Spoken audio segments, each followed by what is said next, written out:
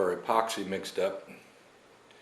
We're going to take a little piece of this. I'm going to pull it off, roll it up into kind of a ball, a worm-like shape in my hand,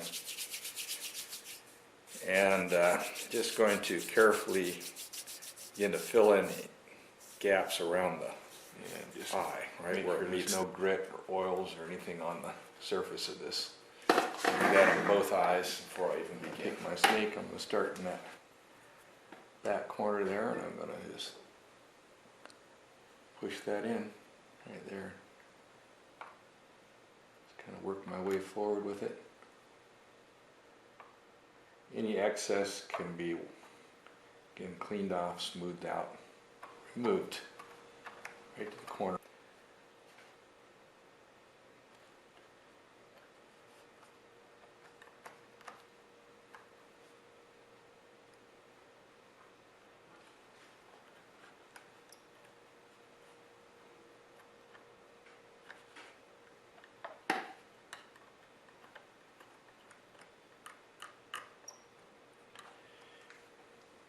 Check this tear duct, make sure I don't have any holes or gaps in there.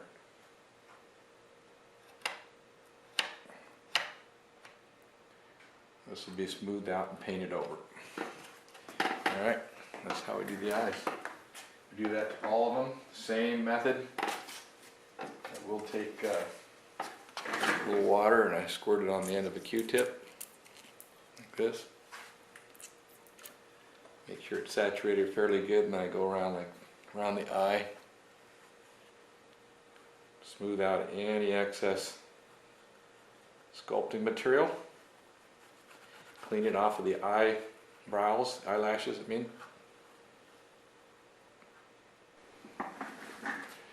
Okay, now I'm going to deal with the inside of the nose and sculpting that back in. I have noticed that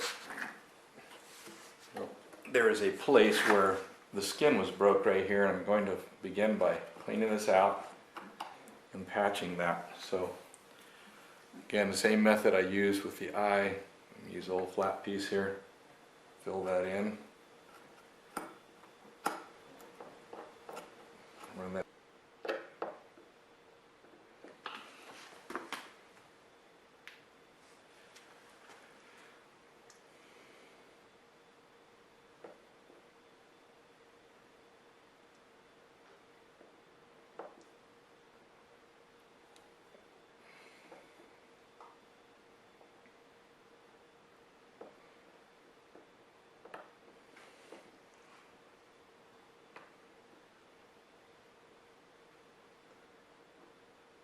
Put a little bit back in that upper corner. Alright, now I got my base down, so I'm going to shoot some water in there. Smooth it out with my tool a little bit.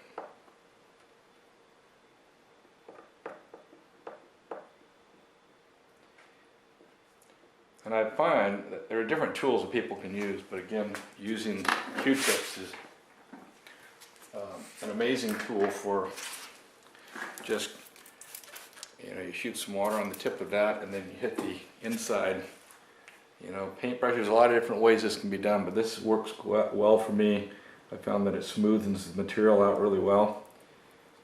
It's a good smooth transition, so it all blends together into the septum. The septum is just that cartilage that goes down the center of the nose.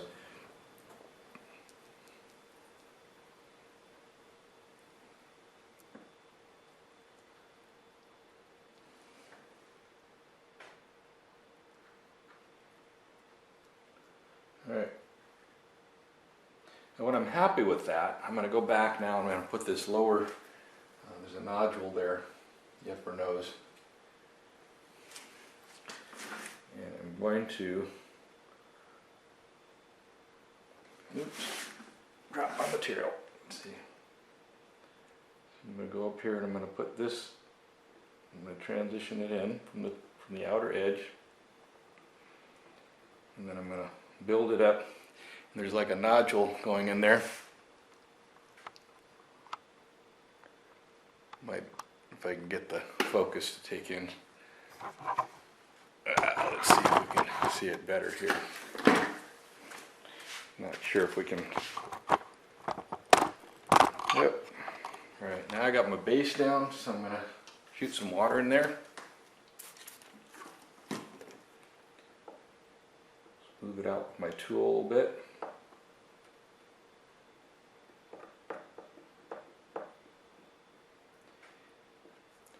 And I find that there are different tools that people can use, but again, using Q-tips is an amazing tool for just, you shoot some water on the tip of that and then you hit the inside. Paintbrush, there's a lot of different ways this can be done, but this works well for me. I found that it smoothens the material out really well. It's a good smooth transition, so it all blends together into the septum. The septum is just that cartilage that goes down the center of the nose.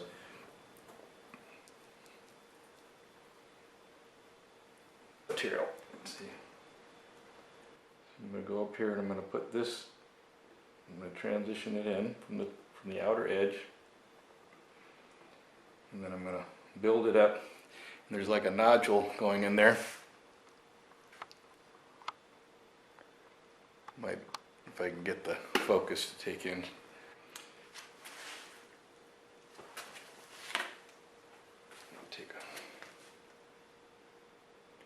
Soak up that excess water there.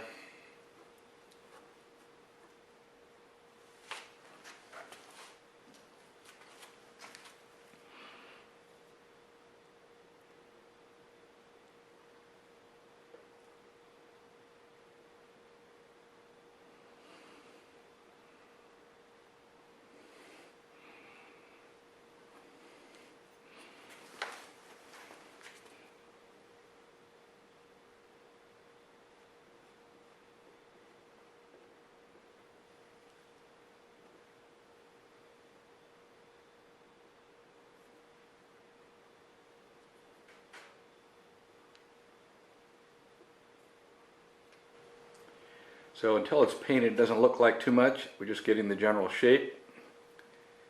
And when that dries, if I find that there's anything that's uneven, I'll go back with my little Dremel and my sanding device. It's usually in the end of a pencil or some little small sanding tools I can get in there and sand that down when it's dried. And then we paint over it. My eyesight, if I don't use my optivisor, and I don't know, even when I was younger,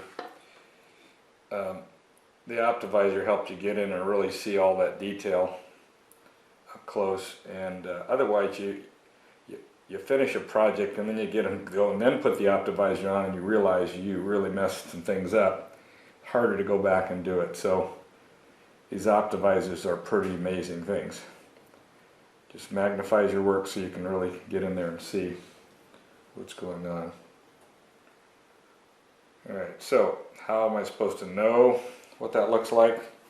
The death mask is the best way to do it, and that's having something that actually shows the interior of the nose and gives you a better idea of what that should look like. And this one here is actually for white-tailed deer. It's very close, but there are some minor differences between this and a mule deer. And mule deer and blacktail are actually very close. And so those are. So I'm finishing out the other side, and basically I'm doing the same thing I did the first side. Just going to try to match those up so they have that smooth transition, and that both nostrils are looking the same. That one's not open wider than the other.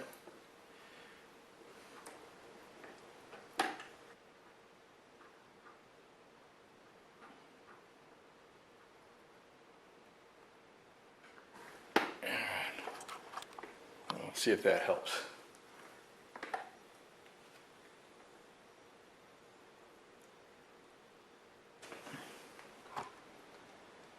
So I need to add a little more to my right side, so I'm going to do that and be back at it. Before we go into the painting process on these noses and finish them up, we have to build up some of the loss of tissue in here. So this is done real easily with Mod Podge, so I'm going to go right ahead and start putting some.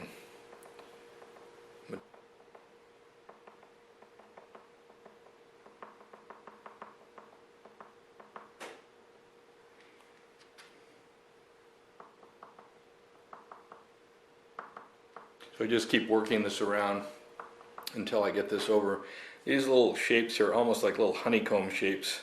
And you just kind of try to kind of stay in with the pattern as we're filling in.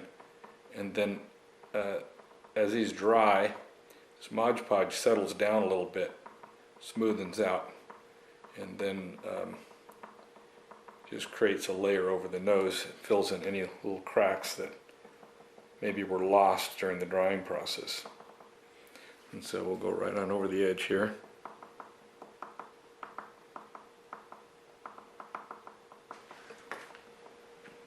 When that dries and sets up, it'll dry clear, and then we'll just paint right over the top of it.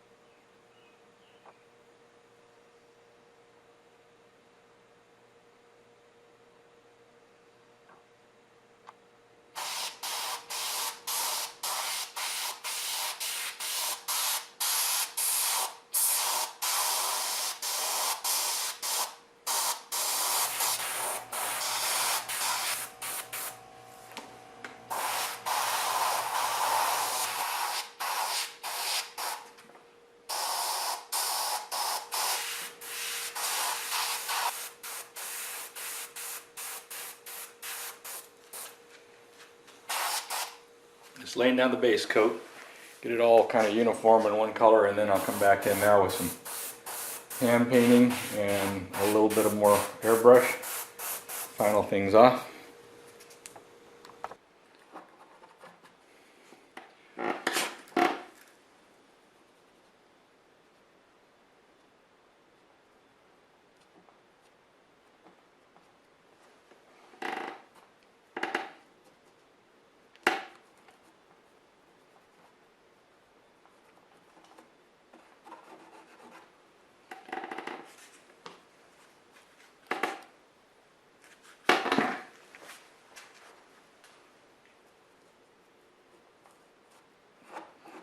This area on the fur gets cleaned off afterwards. We just brush it out. It'll soak down and get kind of down in on the skin itself. And then take a paper towel and pull it off of the fur.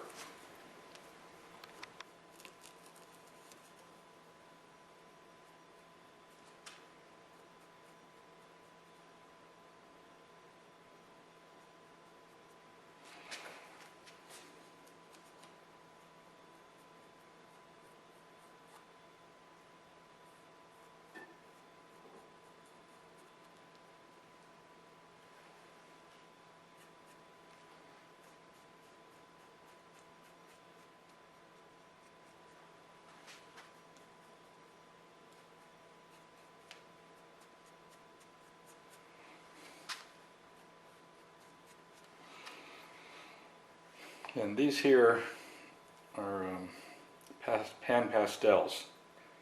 They're like a powdered pastel color that you just rub on. I'll seal these down, activate them, and seal them in so they don't move with when I go over with the airbrush for my final detailing.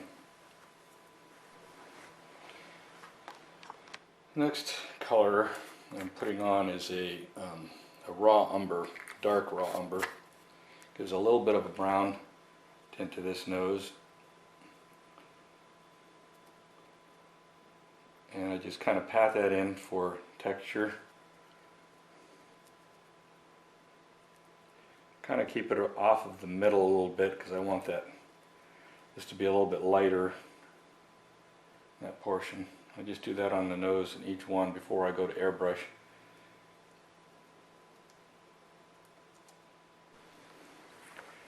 And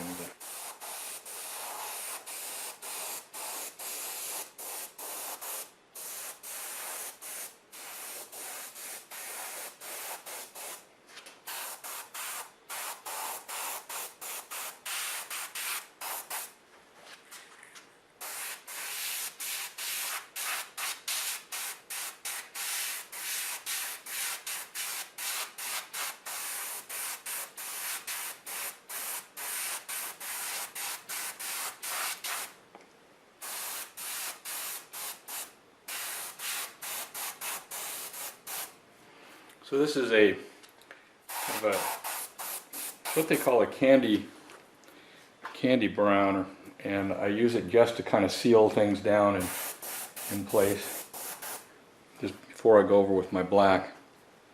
And I make sure that all of my powders are in place where I want them.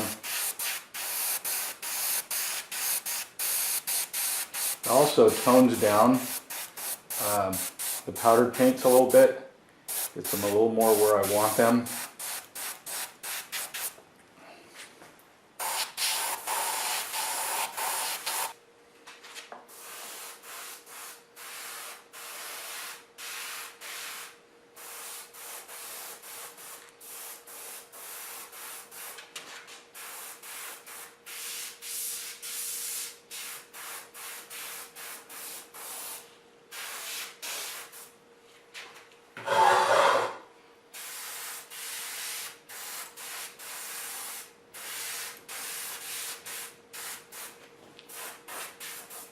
Again, so that's sealed down.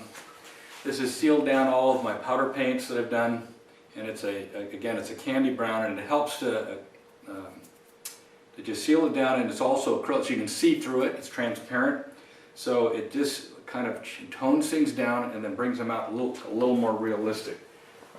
Again, I have some more toning down. I'm going to come in here with my final darker colors and finish these out. Okay, this last color I'm going over is before I do final touch-up, is a Candy Payne's gray, and I'm going to just touch up this nose a little bit. And this here is going to darken things and highlight where I need it.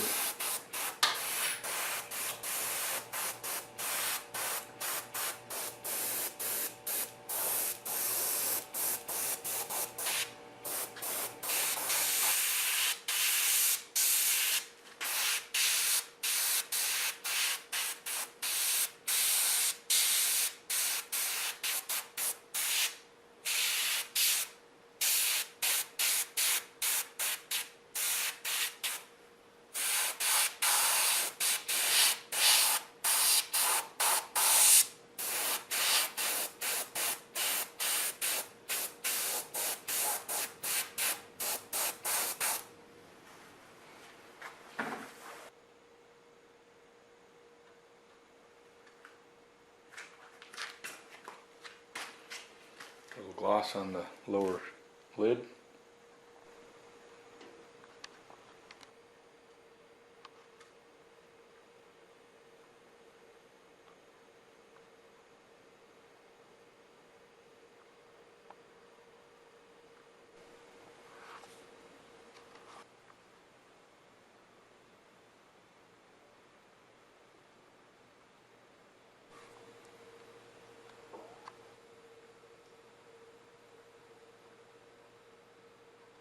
This here is a wall pedestal, so I put a little piece of leather on this one exposed area. That'll be barely seen from the wall. But these offset shoulders really look nice. Antlers up. What happens with these antlers is over time they get real dry. And a lot of taxidermists will just buff these up, put wax on them and shine them out. What I like to do is put linseed oil on them because it actually soaks into the bone and brings out the luster and the natural color. It'll darken them a little bit, and then they'll lighten up after a couple of days and be really natural. But if linseed oil is applied every few years, it'll keep these from drying out, especially if they're inside or fireplaces. Things that are, dry heats are going to make a difference. So careful about getting this onto the fur. So protecting the ears, real important, and the fur. And I just apply these upper areas here, which don't have a lot of ridges. I can just use a regular rag and I can rub it in, and as soon as it's applied, it automatically starts to darken things up.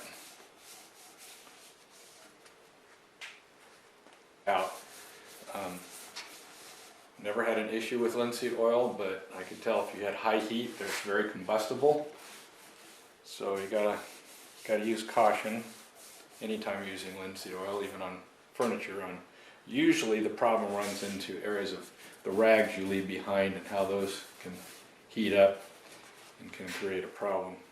Then I take this, let's see if I can move the camera here a little bit. I will, all of these burly knots in here, hard to get to with a rag, so you just take a toothbrush and you can throw the toothbrush away after a few uses. Here's where you got to be careful with drips and make sure you're not getting, you don't want to use a very wet brush, you just want it fairly dry when you go around the edge, so you're not going to soak your fur up with oil. And those antlers have been treated. Here's some of the others here. And treated with the linseed oil.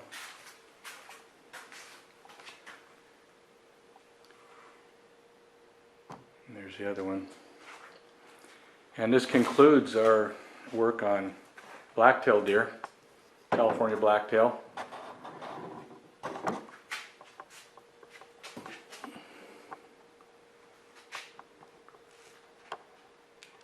And now we move on to the next ones.